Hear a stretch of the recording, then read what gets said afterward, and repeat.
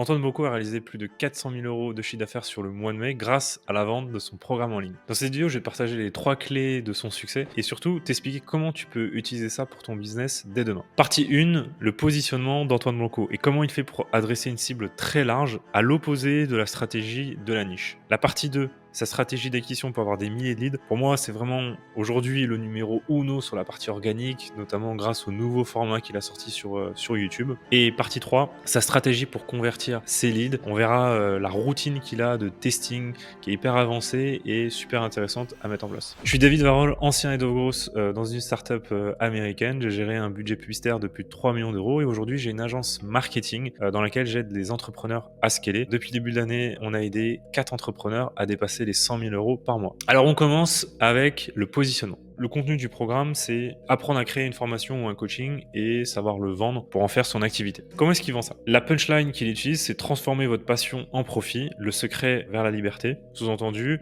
vous avez une passion, aujourd'hui vous savez pas forcément comment la monétiser et je peux vous aider à en vivre et donc du coup de vivre de votre passion, ce qui est un petit peu le rêve de tout le monde. Et du coup, sa cible, ce qui est intéressant, c'est que on recommande systématiquement d'être hyper niché. Pour le coup, vivre de sa passion, sa cible elle est très large. C'est tous ceux qui ont un désir de liberté, donc finalement beaucoup de personnes, c'est hommes et femmes. De par son âge et ses contenus, je pense qu'au début, il devait plutôt attirer des étudiants qui devaient se reconnaître en lui. Au début, dans le podcast Sans Permission, je trouve qu'il était assez en recul, il posait juste quelques questions, et aujourd'hui, il a complètement pris une posture qui est différente, même dans sa stratégie de contenu sur YouTube, par exemple les build-in public, et je pense que là, il va de plus en plus attirer un public plus avancé. Donc pour résumer sur sa cible, je pense que c'est très large, désir de liberté, initialement du débutant et progressivement il va attirer un public un peu plus large aussi, qui est un petit peu avancé, qui a déjà peut-être des business en ligne, mais pas encore le succès souhaité. Pour être transparent, il y a encore 1 ou 2 mois, j'avais pas conscience de la puissance d'Antoine, et c'est en regardant ses build-in public, c'est en regardant des formats un peu plus longs où il s'exprime, que je me suis rendu compte de la profondeur marketing qu'il pouvait avoir. 3 leçons sur le positionnement d'Antoine Blanco. Première, c'est votre stratégie de contenu devient votre ciblage. En fait, quand votre produit s'adresse à tout le monde, c'est votre contenu qui va déterminer le public que vous allez capter. Donc si on fait du lifestyle, des conseils pour devenir riche, etc., on va plutôt attirer une cible très jeune qui va être moins quali, mais ça va permettre d'aller faire des gros volumes. Si on utilise des masterclass marketing, qu'on partage des KPIs, on va plutôt attirer des cibles plus avancées, qui ont plus des moyens, et donc on va pouvoir vendre des programmes plus high ticket. La deuxième leçon, c'est de résoudre un problème dur. Envie de liberté, envie d'avoir du temps avec sa famille, ne plus avoir des problèmes d'argent. C'est clairement un problème dur qui résout, et donc encore une fois, des prospects qui vont pouvoir investir dans le programme parce qu'on peut changer leur vie. Et troisième point, ne pas parler du contenu du programme, mais plutôt vendre la vision, les émotions. Il n'y a vraiment aucun moyen de savoir ce qu'il propose sans regarder la vidéo qui est tout à la fin de son tunnel. Avant de regarder cette vidéo, il va juste parler de l'opportunité. Et donc ce qui fait qu'on est curieux, on a envie de savoir, on a envie d'aller plus loin. Et donc ça, c'est intéressant. Ça, c'est un peu contre-intuitif parce qu'on a tendance à vouloir expliquer un maximum ce qu'on fait. En réalité, des fois, le moins on en dit et plus la curiosité du prospect lui permet de passer chacune des étapes du tunnel de vente. Alors comment Antoine Blanco obtient des leads? Il a 3 sources, Instagram, YouTube et la publicité sur Facebook.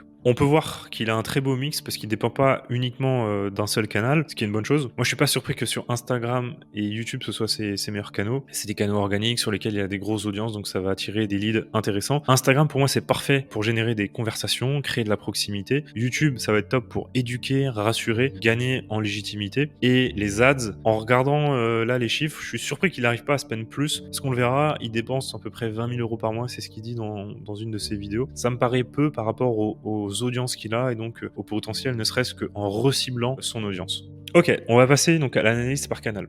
YouTube. Il y a un volet témoignage client. Donc si on regarde juste les chiffres et qu'on se dit quel est le nombre de vues, on pourrait se dire que c'est pas un succès. Les vidéos font clairement 3 à 4 fois moins que la moyenne, mais la question à se poser, c'est quel est l'impact de ces vidéos? Est-ce que ça permet d'attirer de nouvelles personnes? La réponse, elle est non. Si on est dans une stratégie de conquête et qu'on veut avoir plus de visibilité, donc typiquement, moi aujourd'hui, j'ai moins de 500 followers sur YouTube. Si je partage des vidéos de témoignages clients, ça va faire 0 vue. Par contre, le deuxième point, c'est est-ce que ça permet de convertir des prospects tièdes? Et ça, oui, pour moi, à fond. Pour le coup, Antoine Blanco a des énormes audiences et donc il y a beaucoup de gens qui peut-être sont un peu intéressés ou savent pas exactement ce qu'il propose, bah, ces vidéos-là, pour moi, elles vont convertir, elles vont chauffer les prospects tièdes. Donc, ces vidéos-là, voilà, ça dépend un peu aujourd'hui de votre situation, mais pas trop non plus. Il faut en faire quelques-unes, mais il faut pas que ce soit la majorité des contenus. Le deuxième format, ensuite, c'est le building public. Pour moi, c'est le meilleur building public en France aujourd'hui. Il y a plusieurs éléments que j'apprécie, moi, dans son building public. Le premier, c'est qu'il va donner tous les chiffres dans le détail, et de donner autant de détails et de chiffres, pour moi, ça montre l'expertise, la solidité du business, et on se dit que voilà, c'est sérieux, etc. Ensuite, il y a un volet sport, et donc ça, c'est pleinement dans l'ADN d'Antoine, donc je pense que c'est assez malin d'introduire ça. Ça permet de consolider son branding et son storytelling par rapport à son activité précédente, puisque lui, sa passion, c'était le sport, et il a réussi à en vivre, donc ça, c'est assez malin. Et puis, plus généralement, je pense que par rapport à sa cible, aujourd'hui, en fait, si on veut être voilà, épanoui, il y a plusieurs pans, et lui, il va les couvrir. Il y a la partie sport, la partie business, etc. Et donc, en fait, il est un petit peu la situation désirée de son prospect. Il y a aussi quelques éléments lifestyle, donc pour donner envie, toujours, et qui permettent aussi de divertir un petit peu dans la vidéo. Et très malin, ce qui a été rajouté, c'est les témoignages clients à la fin, où on voit le Slack, où ça déroule en fait avec tous les témoignages. In fine, du coup, pour moi, c'est un format qui se consomme très rapidement, avec beaucoup de valeur et qui est en même temps facile à regarder et divertissant. Si on regarde en termes de chiffres et qu'on scrolle sur son compte, on voit que le business public, c'est vraiment ce qui l'a fait décoller. Ça fait 2 à 3 fois plus de vues que les autres contenus et ça lui a amené énormément de visibilité qui s'est retrouvé sur les différents contenus.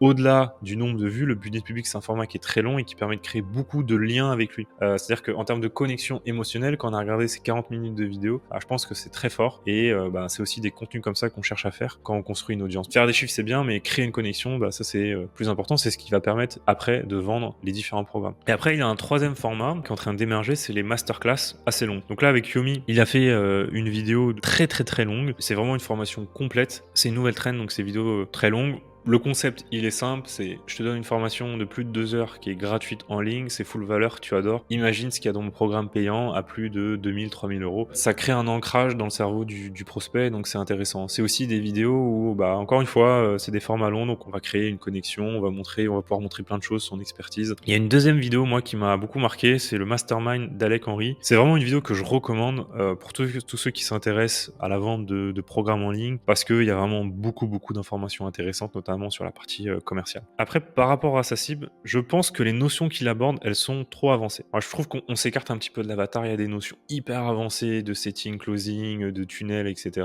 Quand on démarre, on n'a pas besoin de tunnel aussi compliqué. Après, ça permet de montrer sa légitimité, mais je suis pas sûr que ça donne envie et que ça paraisse peut-être un peu trop compliqué, justement, que ça fasse peur à son avatar. Par contre, dans une logique plus moyen-long terme, ça permet de l'asseoir comme une autorité et ça lui permettra, par exemple, de vendre des masterminds à 10, 20 000 euros avec des gens un peu plus avancés et du coup de prendre une posture aussi différente dans le marché. Donc du coup pour le compte Instagram on va faire comme tout à l'heure. Il y a 2 formats majeurs, tout ce qui est lifestyle, le quotidien d'un millionnaire. J'ai 24 ans et un business qui fait plus d'1 million par an. J'ai 24 ans et j'ai un business qui fait plus d'1 million par an, donc ça c'est une accroche qu'il utilise tout le temps, qui est super efficace. Et voilà à quoi ressemble une semaine dans ma vie. Et voilà à quoi ressemble une semaine dans ma vie, donc là il va jouer sur la curiosité, on a tous, en fait on se demande c'est quoi un peu les secrets, à quoi ça ressemble sa vie, et encore une fois on va créer de la connexion, donc ça c'est un type de contenu qui fait assez souvent et qui fonctionne super bien. Une deuxième vidéo c'est donc... J'ai fait 431 509 euros en mai. J'ai fait 431 509 euros en mai. Et après, il y a des vidéos de conseils. Je suis passé de 30 à 300 000 euros par mois avec mon business. La leçon là-dessus, c'est que quand tu as une bonne accroche, tu peux la réutiliser sur toutes tes vidéos. Globalement, en fait, ce qui fonctionne très bien, c'est que lui, il fait des chiffres avec son business qui sont vraiment insane. Et donc, du coup, en fait, il va juste remarteler ça à chaque fois. Soit en disant directement le chiffre d'affaires qu'il a fait, soit en jouant sur le chiffre d'affaires et son âge, soit en parlant de l'évolution du chiffre d'affaires. Il y a 6 mois, je faisais tant, aujourd'hui, je fais tel chiffre. Et en fait, il va toujours réutiliser ça. Finalement, peu importe le contenu après, parce que c'est des accroches qui fonctionnent très bien. Il faut juste un petit peu les varier. Ensuite, sur Instagram, la stratégie assez classique aujourd'hui sur ce qu'on appelle les social funnels. Donc, ça ressemble à quoi? On va démarrer une conversation avec des réels ou des stories où il va inciter à commenter.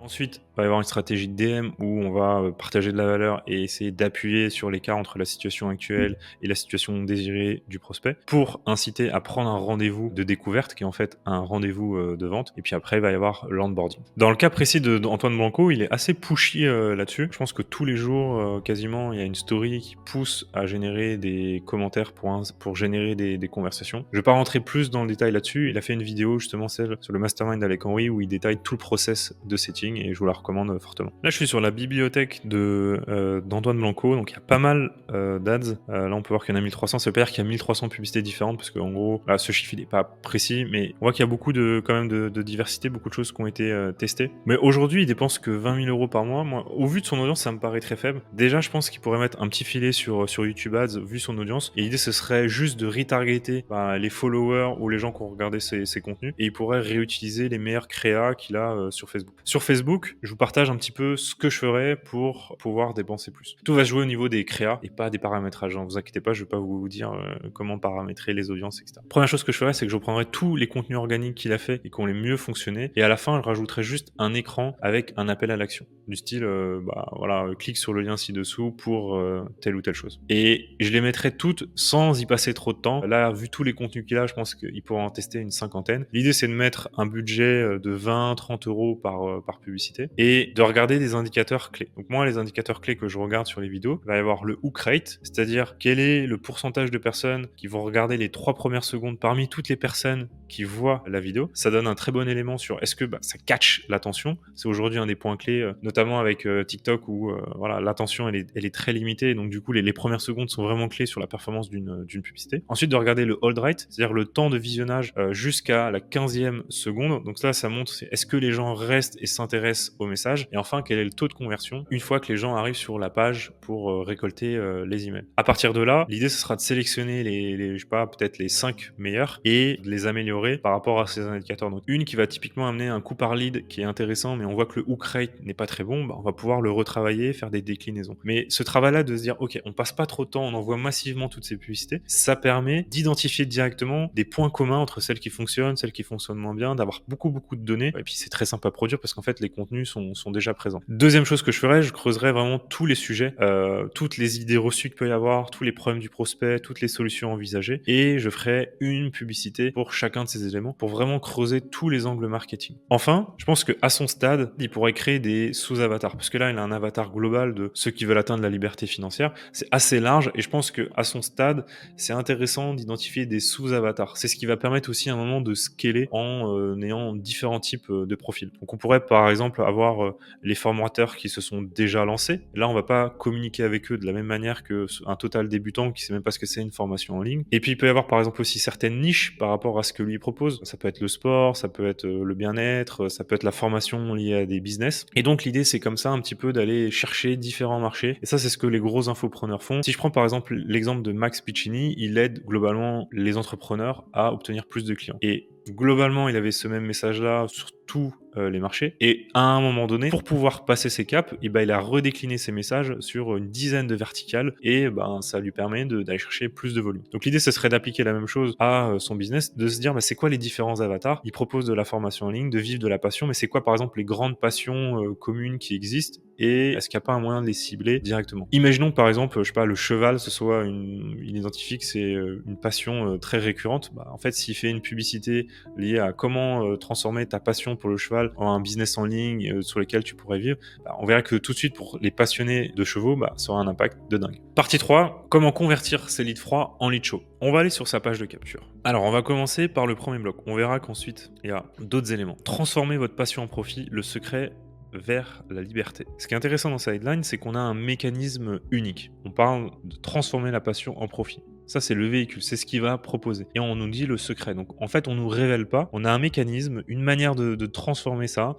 C'est un secret qui est bien gardé. Et du coup, on a forcément envie de savoir. On se dit qu'il y a quelque chose d'unique. Et du coup, que ça vaut le coup de regarder la vidéo. On a le deuxième élément qui est vers la liberté, qui est donc du coup le désir du prospect. Parce que évidemment, si on dit transformer votre passion en travail, ça donne pas forcément envie. Et le secret pour la liberté, c'est là où l'enchaînement des deux est assez puissant. La headline, je la trouve intéressante. Le CTA, on en parle assez peu souvent. souvent, mais c'est intéressant de voir la masterclass maintenant. Les points clés, c'est le côté instantané qui est intéressant sur une vidéo comme ça. En fait, c'est la dopamine. Oui, je veux voir tout de suite le contenu en fait, et donc du coup, je vais cliquer. Il y a une connotation autour de la masterclass et un billet où on se dit que ça va être du contenu de valeur. Donc c'est intéressant aussi de vraiment pas sous-estimer les CTA. Ensuite, là, on a un bloc assez classique. Tu te reconnais. Et en gros, l'idée, c'est de reprendre tous les points de douleur de la cible et d'appuyer dessus. Donc tu souhaites atteindre la liberté. C'est assez large, mais voilà. Tu souhaites passer plus de temps avec ta famille. Tu souhaites te libérer des problèmes liés à l'argent. Tu souhaites créer un projet qui a du sens dans ta vie. Donc là, on est autour de la liberté, la famille, les problèmes d'argent et donner du sens à sa vie. Donc ça, c'est une autre dimension. Sur cette partie-là, je trouve que tu souhaites atteindre la liberté. Le premier bloc, il est peut-être un peu répétitif avec les autres, mais en même temps, il fait un petit peu chapeau, je pense, puisque la liberté, c'est un peu le truc global que tout le monde veut. Et après, là, il rentre un peu plus dans le détail avec des exemples concrets.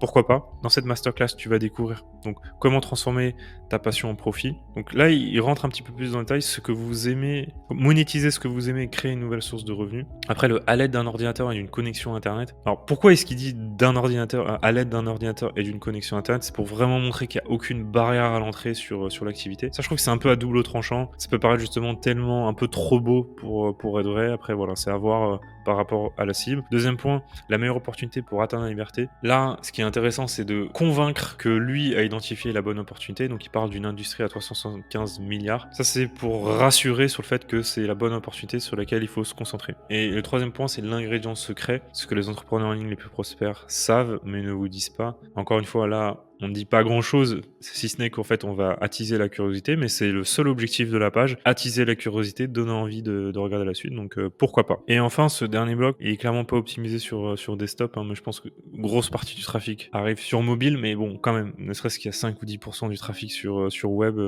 là, c'est pas optimal la mise en forme, mais bon, au-delà de ça, le contenu. On a un premier bloc sur un petit peu le storytelling. Il avait 21 ans, il devait devenir pilote de chasse et il lance son business en ligne, et en l'espace de 3 mois, voilà, il devient libre et déménage à Dubaï. Donc la rapidité, etc., pour que les gens puissent s'identifier. Là, sur la partie, le podcast sans permission, je trouve que le choix de la miniature bagarre, transgenre, idée business, c'est pas du tout celle que j'aurais choisie. Quitte à en refaire une autre, en fait, où il peut justement mettre des mots-clés plus intéressants. Je pense que quand même, une grosse partie de la cible a vu son podcast sans permission, mais peut-être pas tout le monde. Peut-être que, voilà, il y a des gens qui vont juste sur Insta et qui vont pas consommer son contenu. Donc j'aurais rajouté un petit peu de social proof sur, par exemple, le nombre d'écoutes ou les invités qu'il y a pu avoir. Et le troisième point, avec une communauté de plus de 500 000 abonnés sur les réseaux sociaux, il partage ses connaissances et un soutien à ceux qui cherchent à emprunter le même chemin. Donc là, c'est intéressant parce que la compo avec le nombre de followers, en fait, c'est vraiment un gros billet aujourd'hui. Le nombre de followers dans la tête des gens, pour certains, c'est un gage de qualité. Donc ça, c'est intéressant, je pense, à inclure. Ici, on a le bouton à nouveau. Donc sur cette page, au global, j'ai vu que dans une de ses vidéos, il disait que